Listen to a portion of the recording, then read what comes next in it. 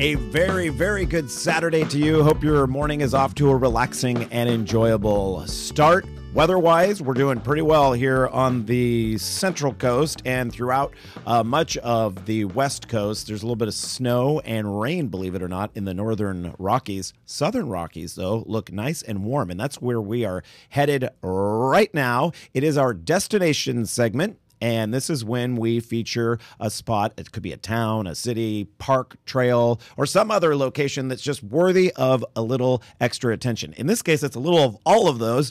We are headed to Durango, Colorado, and Ann Klein joins us with the Durango Area Tourism Office. Welcome to the show, Ann. Thanks, Randall. Nice to speak with you. You are in just such a beautiful spot there. I love southwestern Colorado. I have to agree with you. I'm looking out my window here. The train, our historic steam train, may go by any minute, so you'll hear that whistle. But it's a gorgeous morning. I'm looking out at the Animas River, sunshine, some bikers going by. Yes, it's a gorgeous town, and I had not been there. I've been over the hill to Ouray, Colorado, which is another box canyon, and so I know how gorgeous it is. Plus, you shared quite a bit of high-definition video with us, so at this point, I want to recommend anyone that can switch over to our Ustream. You can get it through the app, or you can get it on our website. Just go to the radio section, this page, and you can see some of the video that Ann shared of the gorgeous fall colors, wildflowers, downtown Durango. It's just absolutely beautiful. And you are quite a biking community. Well, before we get to biking, let's get to your food scene there. You shared a fact with me that downtown Durango has more restaurants per capita than San Francisco. That's correct. About several years ago, we challenged the San Francisco area, thinking of it as the food mecca, because people here like to eat and good food. We have new restaurants popping up all the time, and we found that, yes, we have more restaurants per capita. Now, we're 17,000 people here in the city of Durango, but again, you can get sushi, Himalayan, brand new Chimayo stone-fired kitchen just opened. I ate there last night. So lots of food as well as beer. And yes, you have breweries, also a farmer's market. When does your farmer's market air? Or when is it? It's already open. It's Saturday mornings. I was there this morning. You got to get there early to get the fresh eggs. And it's as much a festival as it is a farmer's market. We have some incredible growers, a lot of sustainable farming, farm tours, agritourism, very popular. Yeah. And so people kind of gather at the farmer's market on Saturday morning right here in downtown. And then you mentioned, so breweries are close to my heart. I used to manage a brewery in Colorado. It was the Boulder Beer Company way back in 1990. But you've got, so you said your town is 17,000? You have 3 breweries there? We have 3 microbreweries and 1 regional craft beer. So really we have 4. Uh-huh. And lots of award-winning beers, different competition. And Colorado really is getting known for its craft beer. Oh, yeah. All around this state. It's not just because it's cold and we need to drink. It is that we like to call ourselves also, while we're making our self-proclaimed awards, is the Napa Valley of beer. Oh, I like that. Yeah. And so you also have just a plethora whichever way you want to say it, of outdoor activities. What's the name of the river there? Animas? The Animas River. And lots of rafting on that. Rafting, there's gold medal fishing waters, so if you want fly fishing, it is, Durango's named in basket means water town, so we really focus on the town, whether you want outdoor dining. There's a over 7-mile paved trail that follows the Animas River, so if you want to hike that or walk or bike, but also rafting. There's between class 1 and 3 rapids, and every rafting goes from about April to September, but there's, stand-up paddle surfing and all kinds of water. We really are a water-centric community as well. And I gave you an order in which I was going to go through these things, and I apologize. I realized I just skipped over one of my favorite things, which is biking. You have both mountain biking and plenty of paths within the city.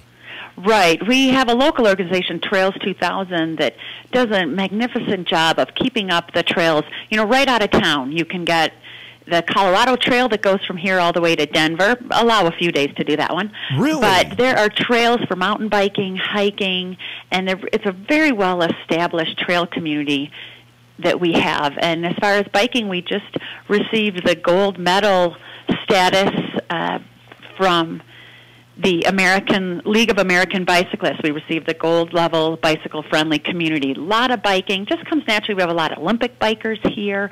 And this August, Durango will be the overall start of the U.S. Pro Challenge professional bike race. Oh, that's great. Gold is hard to get. The top is what? Platinum? I believe platinum, right. There's just a couple of places. Berkeley, or not Berkeley, I'm sorry, Davis, California, and is it Seattle or Portland? There's very few places that have that top notch. And then gold here in San Luis Obispo. We have a lot of trails, but I think we're only silver. So congratulations on the gold Well, status. thank you. Yeah, it really speaks to, oh, and here comes the train. It speaks to just the outdoor nature of our town. Yeah. We have Durango Mountain Resort that hosts a lot of mountain biking as well as skiing, but road biking and mountain biking, they're all fantastic. Speaking here. of the train, that's a narrow gauge, right? It is the Durango and Silverton Narrow Gauge Railroad. It runs from Durango to Silverton. And it clings to a cliff. Some of the video you gave us of that train made my hands start sweating when I saw it's how close to the side. Incredible. You get up into the Wiminuche Wilderness, and it's a 45-mile stretch along the Animas River that it follows from here to Silverton. It's been in operation since 1881, and it is incredible the views you can get of you're out in the wilderness without having to hike for days. It's incredible. And there's an open air car, which is nice. There's I love open that. air, there's parlor. Along the way, there's Soaring Treetop Adventures. It's a zip line, the largest in North America, only accessible by the train. So you hop off midway and you can spend the day soaring.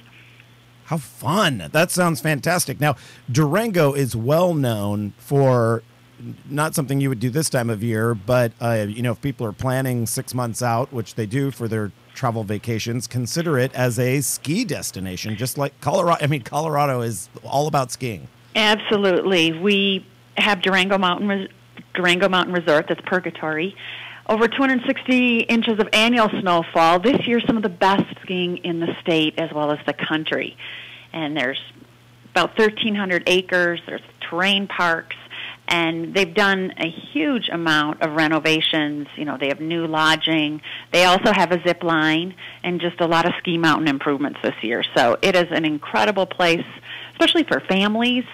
Great destination. And there's summertime activities you can do there as well. I don't have the video for this, I believe, but there is it looked like some sort of dry luge that the kids go it's the down. Alpine slide. Yeah. And it's 2 tracks that come down one of the ski runs, and it's fun. You can race. It is beautiful. And you're up in the mountains. There's also scenic chairlift. As I mentioned, they have the plunge, which is their zip line, as well as mini golf. Plenty to do right up there on the mountain. This time of year, the wildflower hikes are incredible. Just breathtaking colors. Wildflowers, we think of them maybe being past already in coastal California, but when you get up into the mountains, you're just starting to hit wildflower season. Right. Wildflowers, mushroom hunting going on now. There's plenty to do still up in the mountains. And as I said, one of the great things about Durango is once you get here, park your car. So much is within walking distance. Oh, you don't have to, Mother Nature blessed us with incredible beauty. And especially people looking for any kind of budget travel, there's really something for all different price ranges. We are speaking with Ann Klein. She's with the Durango Area Tourism Office. And Ann, Durango makes a great spot to, like you said, park yourself, but use it as a base camp to then check out some surrounding things such as Mesa Verde, right? Right. That's about a 45-minute drive. It's a UNESCO World Heritage Site. And it's, one of just the cliff dwellings, the archaeological centers that are around there. And you mentioned you've been to Ouray, so you were on the San Juan Skyway. That's about a 240-mile loop of some pretty incredible turns up there in going over the mountain passes. Right. But lots of little towns.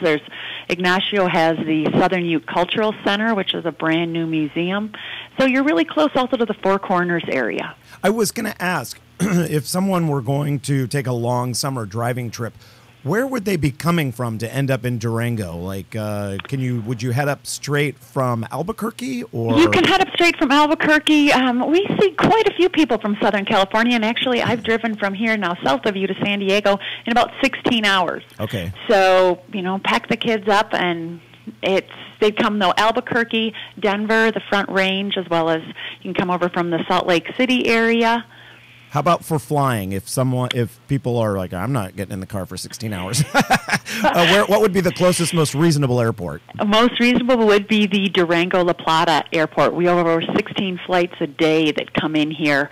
U.S. Air from Phoenix, okay. From Denver we have United and Frontier, and American from Dallas. But that's great. We have a very active, in fact, still adding flights, very vibrant airport. We have U.S. Air out of San Luis Obispo here, so right. I know there'd be several Phoenix, connections. But, through Phoenix. Oh, perfect. Yes. All right. Well, Ann, I wish you the best of luck with the coming summer season. I know it's a busy one for you with all of the rafting and such, and I can't wait to come there and have a craft beer with you and just talk all things Durango in person sometime.